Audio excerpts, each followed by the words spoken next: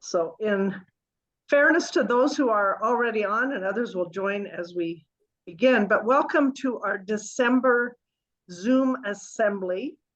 I have talked to Katharine about a number of topics that we want to kind of make sure she addresses in this cool opportunity to get to know her better, and what some of the history of her journey has been.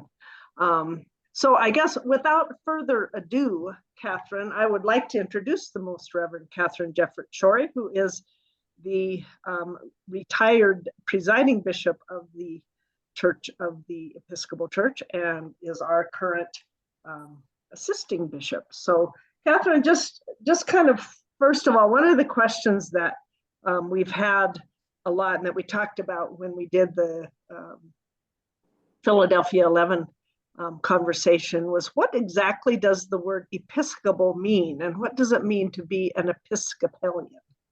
Okay, sure. If you know any Latin or Greek, epi, E-P-I, means over or above, and scopan means to look or to see. So there's a lovely awareness that to overlook is part of Episcopal ministry, and sometimes that's important, to overlook something because it's still growing and thriving and not finished yet. Overseeing has the same kind of resonance, that you're seeing the big picture, you're seeing how the church is shifting and changing and where it's thriving and where it's not. So that's really what Episcopal ministry and the Episcopal Church are about. We're together in a community, and everybody really has a responsibility for that kind of work. Thank you. Great. So I turn now to your specific journey and talk a little bit about your journey to becoming the presiding bishop of the church and the primate, which is the official name for that person in the Anglican Communion of the Episcopal Church. Just what that journey looked like for you. Okay, I'm going to start with a little bit earlier than that. I was a priest in Oregon. I was half-time in a congregation for 5 years. I was at the same time a hospice chaplain part-time, and I taught at the university in religious studies. I was part of helping to start a diocesan school for people, lay people and potentially ordained people and ordained people. I was very interested in my early time as a priest to learn more about what was called here in Wyoming total ministry, when Bruce Caldwell was the bishop. And I had some sabbatical time in the winter, January and into February, and drove around the West interviewing congregations about what they knew and were trying out in terms of total ministry. And I came and talked to Bruce Caldwell and a couple other people and many other places. At one point, I interviewed the rector at a church in Sparks, Nevada. It's right next to Reno. And when I left, the priest said to me, "What you've done here is a lot like what a bishop does when a bishop comes for a visit. I want to put your name in for the Episcopal election in Nevada." And I just went, "No way, that's just totally crazy." And I went east to the next place in the snow. And when I turned around and started coming back, I just had this kind of sinking feeling that I was supposed to say yes to that. And it just seemed totally crazy. But I got elected in Nevada. We continued that kind of work and encouraged and helped people look at it in that way, and went on with it.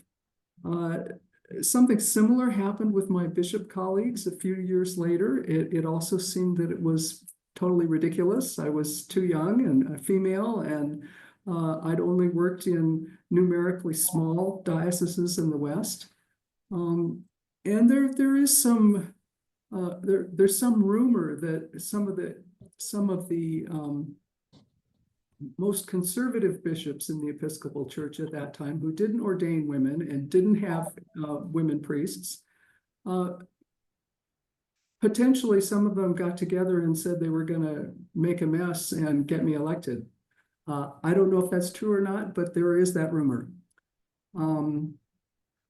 It was a very difficult time. The conservative bishops, I think, were trying to upset the status quo, and potentially to legitimate their desire to leave the Episcopal Church. It was an incredibly difficult season in the church. The liberals wanted to move ahead as fast as they could, and the conservatives were demanding staying where they were, and everybody was mad. But that is, always the potential for change and growth. So who knows? God knows. Wow. What was the, when you were elected, then the process of the installation, or I can't remember the term, consecration, I guess, as a presiding bishop. Installation. What emotions go through you as a human being in God's church doing that kind of, the feelings that you might have had? It's a very humbling process. There's a piece of being open, more open than you've ever have been before. And it's a crucifying time in some ways. And it's also a time of great joy and possibility. I think that the most wonderful part of it is the fact that the first thing on the list of what the presiding bishop is supposed to do is to visit every diocese of the Episcopal Church. And at that point, there were 111, and many of them are outside of the United States.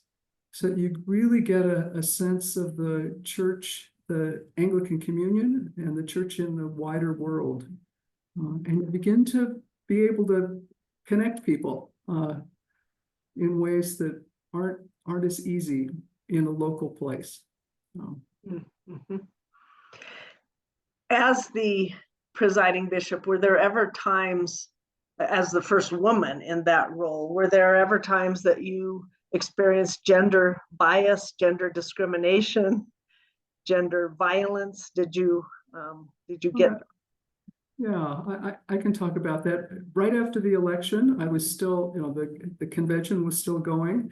A man walked up to me in the hallway and said, "Now, don't you dare wear dangly earrings."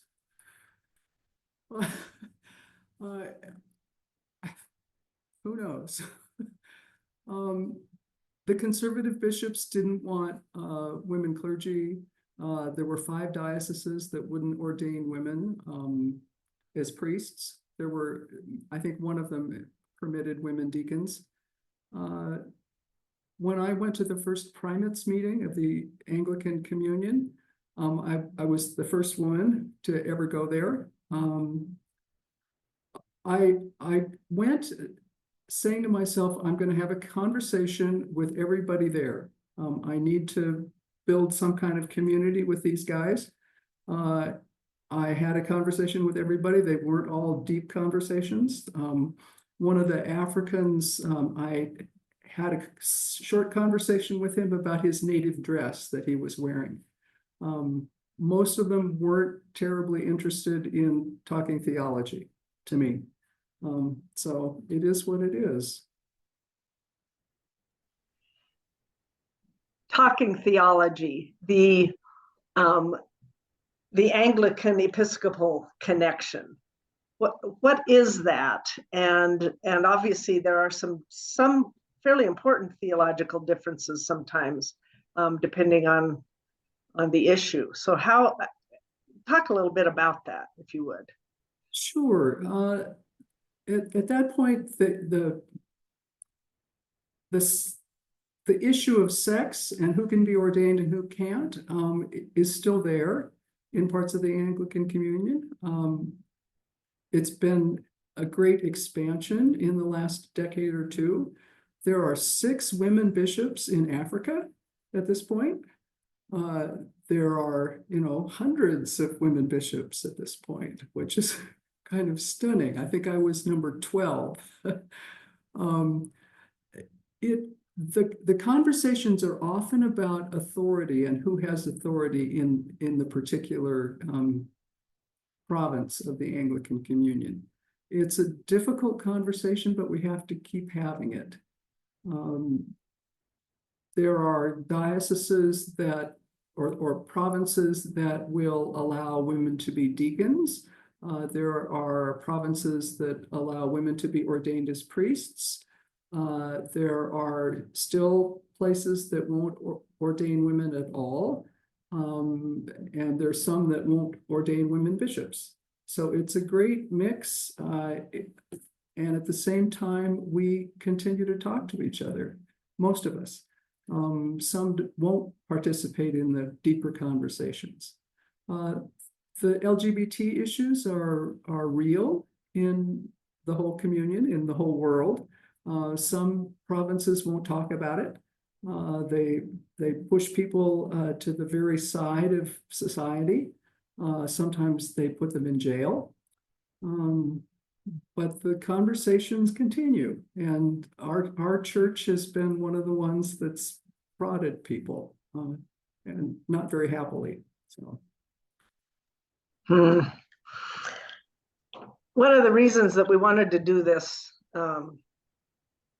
Zoom assembly with you in the first place is that many of us keep making the mistake of talking about, well, we're mad at the national church, or the national church did this, or the national church did that. And you've always been very quick to tell us when we have those conversations that it is not correct to say national church. Could you please explain that? Sure. The American Episcopal Church started because of colonialism. And after the Revolutionary War, there were a dozen Swedish congregations, Swedish Lutheran congregations in the former colonies, American colonies. So we have been international from the very beginning as a formal church.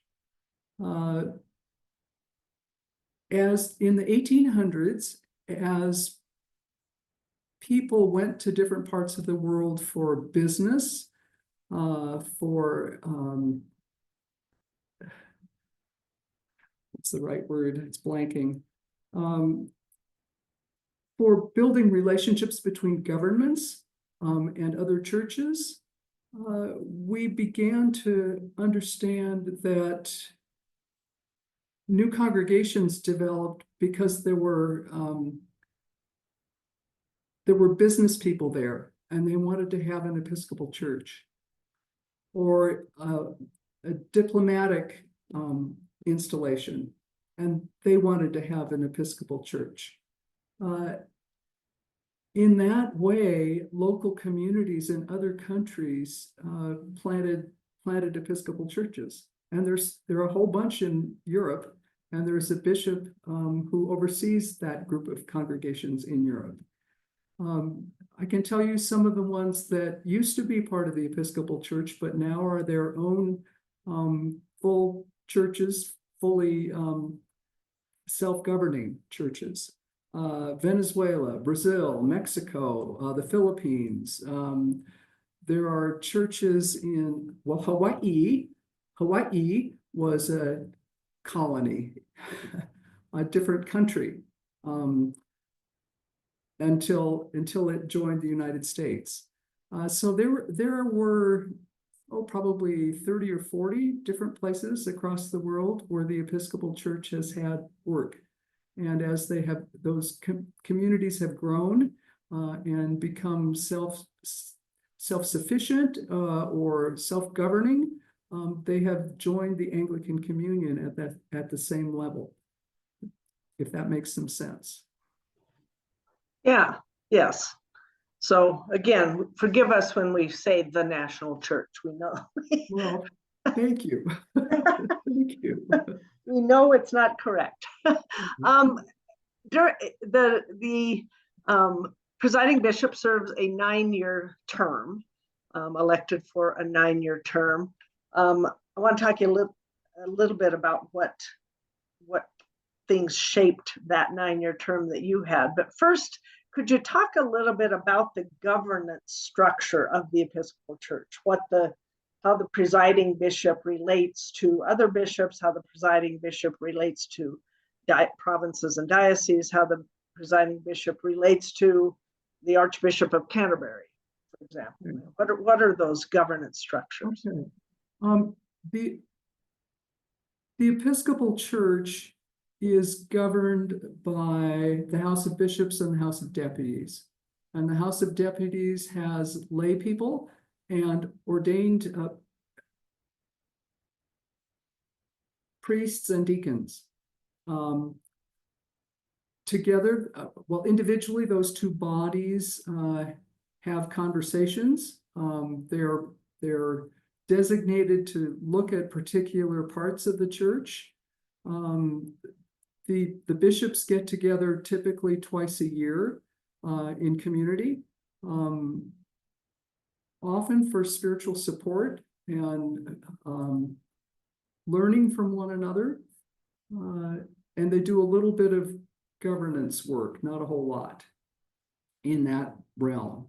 The House of Deputies meets pretty much only at General Convention every 3 years, typically. There is a diocese, I'm blanking on the terms,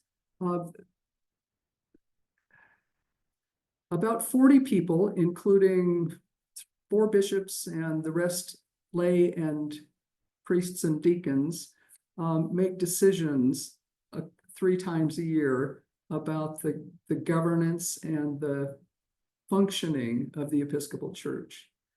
Is that the Executive Council? Essentially, yes. Okay. Yes. Together with some of the people who work for the Episcopal Church. They make policy in serious things. They take those potential decisions to General Convention every 3 years to change the canons for some reason or to expand them. Safeguarding has been a significant piece of that kind of work in the last number of years. Does that help?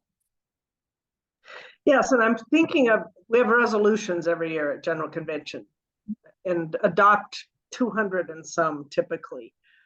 In your 9 years and therefore 3 General Conventions, I guess, that you would have received all of these resolutions that were passed by both the House of Deputies and the House of Bishops, and therefore became resolutions that theoretically chart the course of the Episcopal Church. How does that then, how do you implement 200 plus resolutions? You can't functionally. You can. I think the most important ones get the most attention, and that's pretty much how it goes. The staff of the Episcopal Church are significantly important in helping those decisions roll out. Some of them are pretty clear if they change a canon, but again, the safeguarding work, the work of justice in terms of race, that's been a significant part of the church's work in recent years.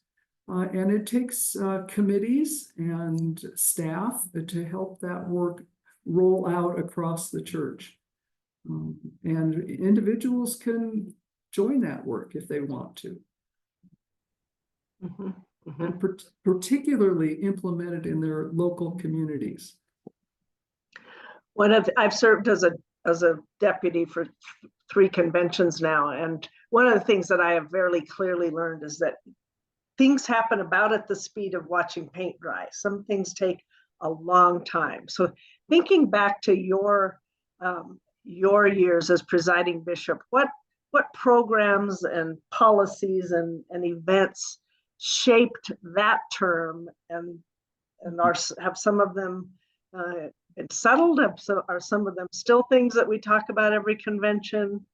Well, the care of creation work has been going on for a long time, and it will continue, I hope, forever. We have lots of cleanup to do, and lots of innovations that will help us to do that kind of work. I can think of something very early. When I began to, when I was first a bishop in the House of Bishops, I began to meet many of my colleagues from non-US dioceses.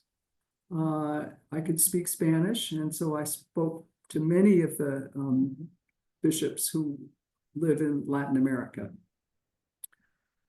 It was clear to me pretty soon that those dioceses, they're together in Province 9, which is mostly Latin America. They didn't get the same, they don't have the same kind of resources as the US dioceses do, generally. They are missionally planted in some sense. They've grown over the years. They have very faithful congregations, but they don't have the financial resources that most others do. And I began to buttonhole my colleagues to say that we need to provide more sustenance for these dioceses. They feed, they serve people of many greater numbers than we might in local congregations here in Nevada, for example. The congregations are big, they're very faithful, they don't have the financial resources that are really needed to help those congregations thrive in ways that would be just. And thanks be to God, the church began to pay attention. They said, we're going to funnel more resources into probably the healthiest diocese that could use them the most right now. And then we'll get them going, and then we'll work on another one and another one and another one.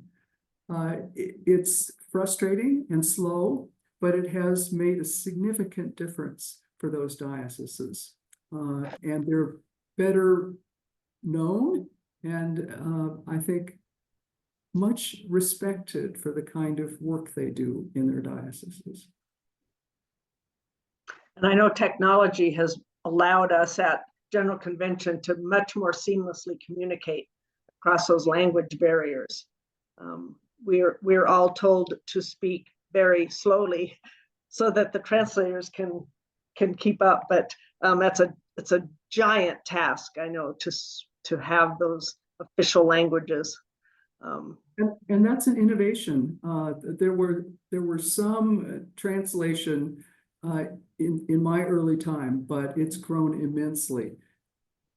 Mm-hmm. Mm-hmm. So do you have just one, greatest challenge that you experienced as presiding bishop? I think helping to normalize the presence of women clergy. It just, it's been slow, but it's rocketing now. Mm-hmm. It's just been a delight to see that happen. And your greatest joy?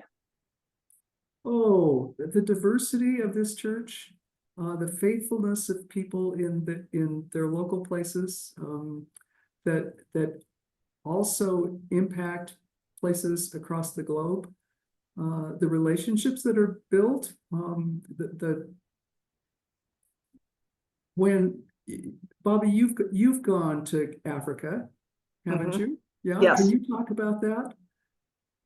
Well, just the joy and the noise and the music and the Yes, absolutely. Just the sheer delight of these people who have nothing, but will give you everything they do have. Come into my house, stay in my house. I will pump water out of the well, or carry it to you. And sharing everything they have, but with such delight and such joy for their Creator. It's just an incredible experience. It is. It teaches us who live in a very, very different culture. Mm-hmm. Mm-hmm. Absolutely. Yeah. God comes first in many other parts of the world. I remember I was at a school, and I remember these children. I was blessing each of them. So I was putting my hands on their heads, blessing these little preschool children. And they had me not kneel down, and they blessed me. So they put all of their hands on my head. And there were about 25 of them. And it was just the most incredible feeling, one of the most incredibly feelings of my life, I think, really. It was just such a touching moment. So yes, we are blessed to be in a church that is international in scope, I think. Absolutely. I was in Ghana a few years ago, and on Ash Wednesday, and we went to a school with a couple hundred kids, and there were a couple other bishops there, and we stood in front, and these kids came to get their ashes put on their foreheads. And after a while, we began to see that they were going to the back of the line and rubbing it off and getting back in line and laughing.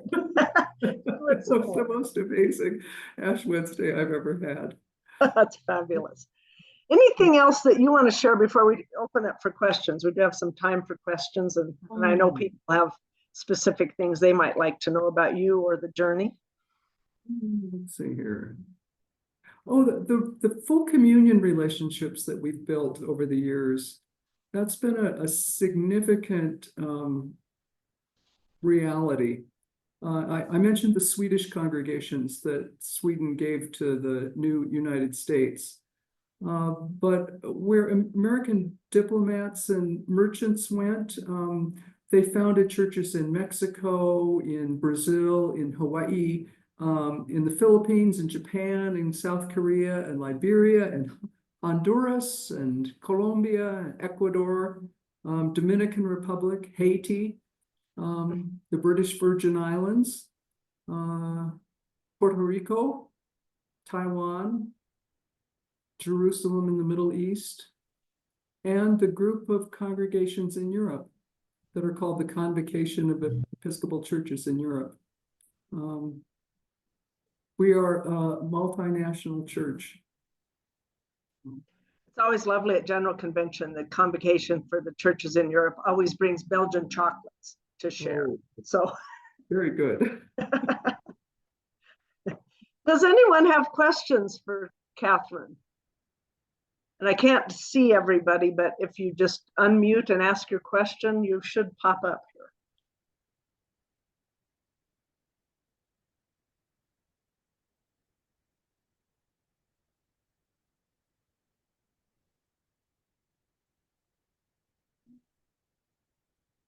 Artemis, your hand is up. I see it. Hello.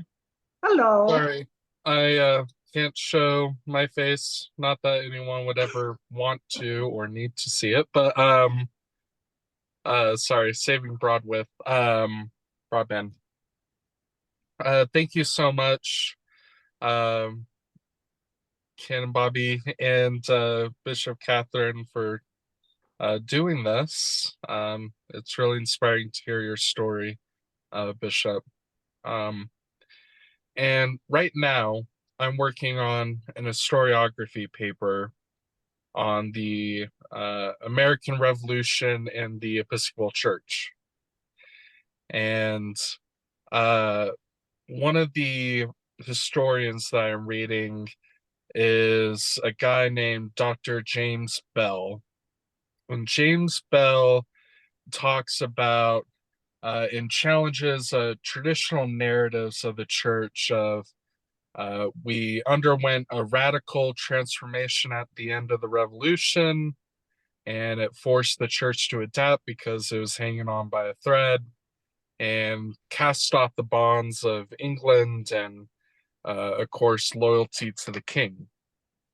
And he doesn't dispute that there wasn't a transformation, but he says that the Americanization of the church happened, took almost a century after the end of the revolution to really take place because of cultural symbols, practices, and ideas. It can be hard for old ideas to die. And I was wondering if you had any thoughts about that. Oh, absolutely. I think the Episcopal Church grew in the revolutionary times after the revolution in ways that built the church for a very long time. My shorthand is the women funded it. They had, bake sales and all that kind of thing, and the men governed. And it was very divided. And it took a very long time to integrate that. But it is how the church remained and grew and eventually thrived. People had to do it for themselves in local places. And that's kind of what we're doing now, too, in different ways. Mm-hmm. Thank you. Thank you, Artemis. Thank you, Artemis. Good luck on that paper. And finals. Is it finals week? Yes, it is.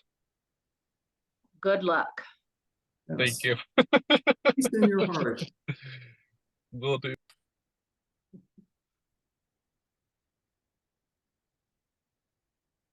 Other questions?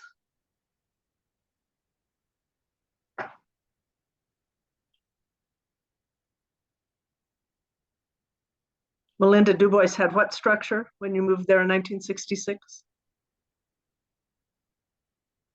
That division between the women handled the money, and the men handled the governance, because only men could be on the vestry, but all of the actual bringing in of funding happened through the Women's Guild, which basically was that's what brought in the money. It kind of oversaw the outreach activities and the ministries. It was and it was definitely that it almost balanced things that way. Hmm. Yeah, thanks for naming that, Melinda, because it still happens. It's still the norm in places. Artemis, it's not like you to have just one question. How many can I ask? Oh, go ahead. Okay. Well, this is something that I wanted to ask before at the Philadelphia 11, and I think it was like question 32. Hey, don't laugh, there's more. Bishop Katharine, by background, you are a scientist. And I know that I've had the privilege of talking to you a little bit about it. And your husband, I believe, studies topology, which is some math nonsense that I don't quite understand. Sorry, it's not nonsense.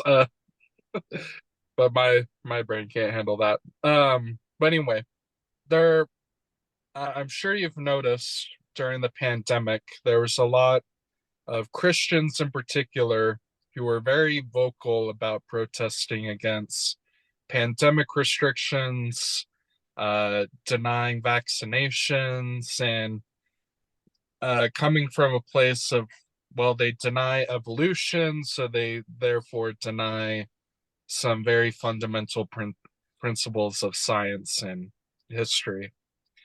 And I was wondering, because I've seen it within the church too, at some places that I've been, in which I don't know how to describe them, but they kind of jive with that crowd. And I was wondering if you had any thoughts about how do we reconcile science with very personal beliefs and faith? Well, thank you for that kind of a question. It's something I started wrestling with probably in my teens. How do you make sense of religion or faith with science? And I grew up as a scientist, but I was also an Episcopalian from the time I was about 12. They're both ways of knowing. And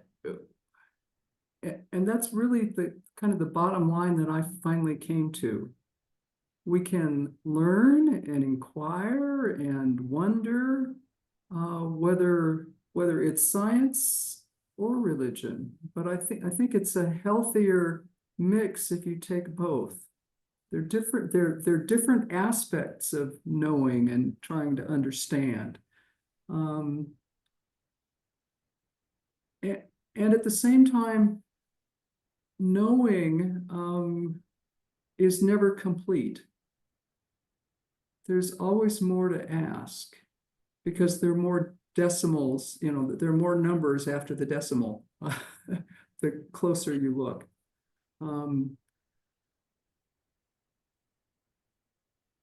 I think the issues of the pandemic and in many parts of our country, the fixed ideas about medicine or science have something to do with getting an answer and assuming that that's it. There's always more to learn and more to explore because we believe that God's still at work. Things are evolving, new things are growing.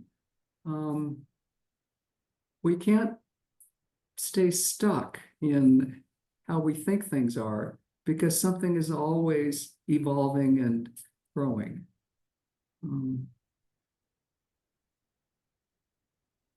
And you can talk to people who are firmly convinced that vaccines are, evil or useless, but it's been an incredible gift for humanity in the last 300 years since Lister figured out how to take cowpox and inoculate people.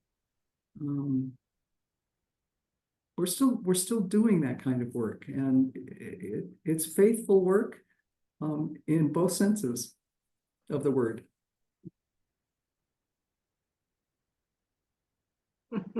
Thank you.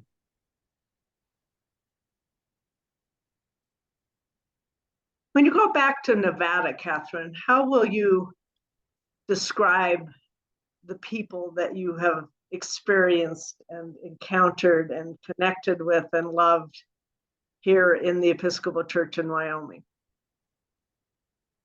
The realities are very similar in Nevada and Wyoming, and Utah's a little different because of the religious sense there. But there are parts of Utah and Montana and Nebraska that are have the same kind of realities. Faithful people, many of whom have been there for a very long time, generations, making living and faithfully caring for their neighbors, human neighbors and non-human neighbors. I wish we did more everywhere to care for the rest of creation. We're at least waking up to it. Same questions of Wyoming then. What's been your biggest challenge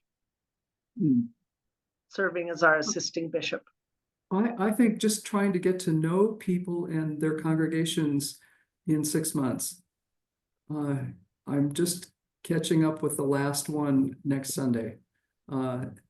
So it's hard. It's hard to really get a deep sense when you're there once. And I pray for the next bishop who will have the opportunity to really get a deeper sense of people here. You are faithful, you're creative, you're doing new things and ancient things, thanks be to God, caring for the people around you and the creation around you. Wonderful. Greatest joy? Oh, I think learning about your service corps. What a delight. They are, aren't they? Yeah, and we have to figure out a way to make that happen forever or for a long season. It will change the church in important ways and the cultures around us. And I want to see some more diversity there. Yes.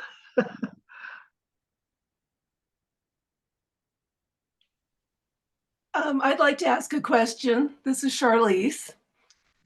In November, we had an event that did not turn out as we expected or as we hoped.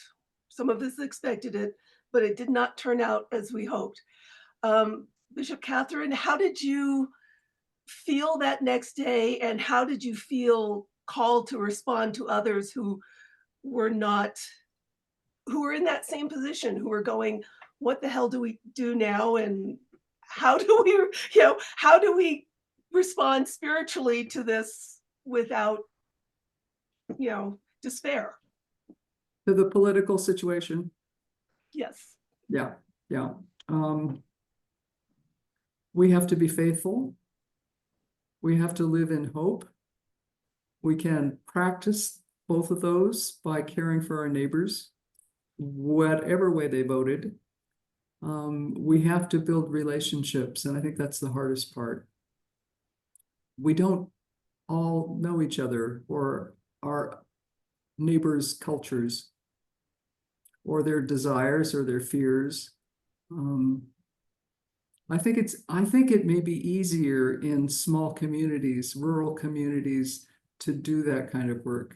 I think it's harder in the big cities because there's so much anonymity. So when somebody moves in, go visit. Don't talk politics yet. Your neighbor.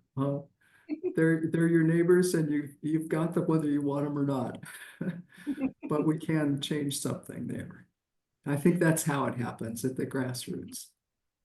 And Charlize, one of the things we're doing, and you probably know this from Melinda, our Equal Justice Initiative Task Force is we're exploring how can we provide civil discourse training, and because it doesn't help if we just get into each other's face and try and convince each other we're wrong. We need to find a way through that. And as Katharine said, I think loving your neighbor is the easy answer to that, but it's hard to do sometimes. So the Sacred Ground Circles that will start in January, for those of us who have taken those and who will be leading those are fabulous ways to at least come to terms with your own history in not just racial reconciliation, but class reconciliation, political reconciliation. Betsy, any comments on that? I know you've got strong opinions about that as well.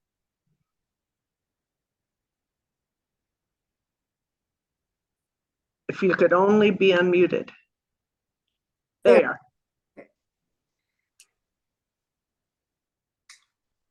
I do have strong opinions about it. I feel, I think understanding one another is sort of, if we don't understand each other and we've got a small amount of time to really learn about one another, Sacred Ground has given us a chance to learn about some of us. But what your question was about more specifically was learning how to talk politics or hard things with other people. Hang on just a second. It'll stop. We have a group in Cheyenne called Braver Angels, which is not affiliated with a church organization, but is doing some really significant work in our community and across the nation too. Some of you might have heard of that. If you can see, look it up, Google it. John, I think, is still on this call. Either one of us can get you connected to people who can help you get connected to the Braver Angels group. But I do think, back to sacred ground, I'm not sure that if we don't pay attention to what we're learning in sacred ground about who our neighbors are, who the other is, it has, whether it's race, class, politics, we're not living the gospel.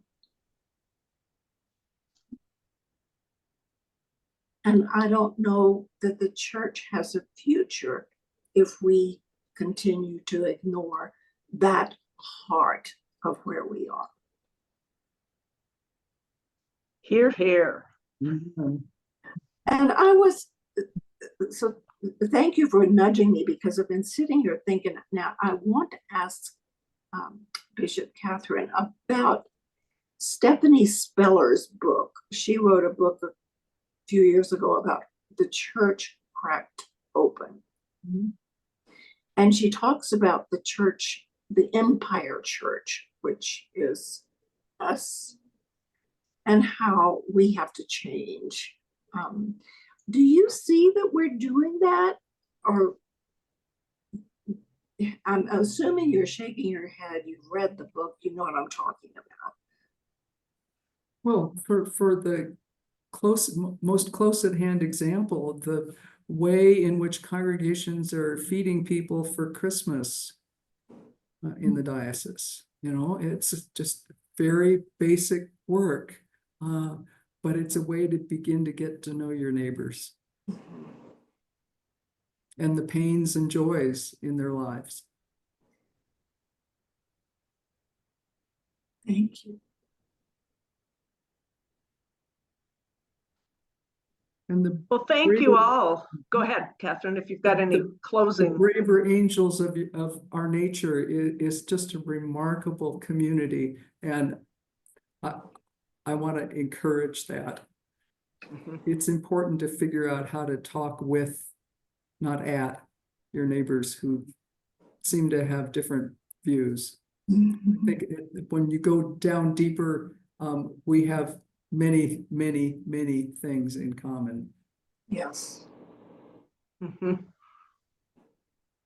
I've often said it's hard to hate someone if you're up close and personal in a speaking relationship, and we get away from that when we post on Facebook and we have anonymity and we hurl things at each other without knowing each other. I think we have to know each other. And Mm-hmm. I'm fond of reminding people that when they see a difficult driver, that you offer a blessing instead of one finger.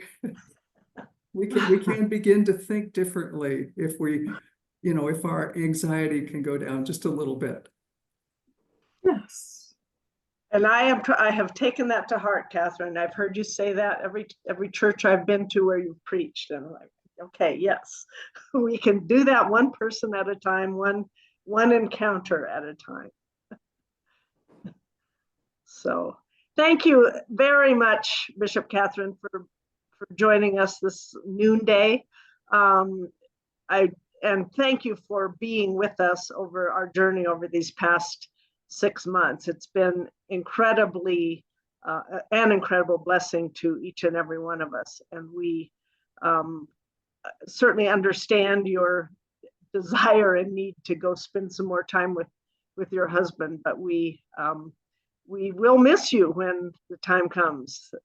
But hopefully that time will come when we have a bishop provisional that we can start developing relationships with. But we thank you for helping us heal during this long winter, I would say, of our transformation as a diocese. And we just thank you for what you have been able to, the steady way that you have encouraged and helped and healed us. So thank you. Thank you for being such wonderful partners.